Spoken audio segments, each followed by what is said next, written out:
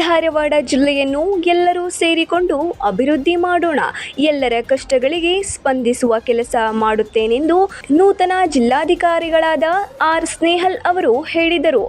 ಧಾರವಾಡ ಜಿಲ್ಲೆಗೆ ಇದು ನಂದು 2ನೇ ಬಾರಿ ನಾನಿಂದು ಪೋಸ್ಟಿಂಗ್ ಆಗಿದ್ದು.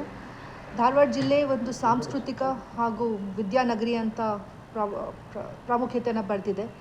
ಸೊ ಈ ಜಿಲ್ಲೆಯಲ್ಲಿ ಕೆಲಸ ಮಾಡಬೇಕು ಅನ್ನೋದಕ್ಕೆ ಸಾಕಷ್ಟು ಇಶ್ಯೂಸ್ಗಳಿದೆ. ಅದರ ಜೊತೆಗೆ ಸಾಕಷ್ಟು ಒಳ್ಳೆಯದು ಕೂಡ ಈ ಜಿಲ್ಲೆಯಲ್ಲಿ ಇರೋದ್ರಿಂದ ಮೊದಲು ಆದ್ಯತೆ ಬಂದು ಈಗಷ್ಟೇ ಸಮ್ಮರ್ ಬರುವಂಥ ಒಂದು ಪರಿಸ್ಥಿತಿ ಇದ್ದು ಕುಡಿಯೋ ನೀರಿನ ಇಶ್ಯೂಸ್ಗಳನ್ನು ಹೇಗೆ ಬಗೆಹರಿಸಬೇಕು ಅನ್ನೋದನ್ನು ನಾನು ನಮ್ಮ ಅಧಿಕಾರಿಗಳ ಜೊತೆ ಚರ್ಚೆ ಮಾಡಿ ಅದಕ್ಕೆ ಸರಿಯಾದಂಥ ಕ್ರಮವನ್ನು ತೆಗೆದುಕೊಳ್ತೀವಿ. ಅದಷ್ಟೇ ಅಲ್ಲದೆ ಲಾ ಆ್ಯಂಡ್ ಆರ್ಡರ್ ಇಶ್ಯೂಸ್ ಇರಬಹುದು, ರೈತರ ಇಶ್ಯೂಸ್ ಇರಬಹುದು, ಮತ್ತು ಬೇರೆ ಏನು ನಮ್ಮ ವಿದ್ಯಾರ್ಥಿಗಳಿಗೆ ಜನರಿಗೆ ಬೇರೆ ಏನು ಇಶ್ಯೂಸ್ ಇದೆ ಅವುಗಳನ್ನ ಖಂಡಿತವಾಗ್ಲೂ ನಾವು ಪರಿಹರಿಸಲಿಕ್ಕೆ ಯತ್ನಿಸ್ತೀವಿ.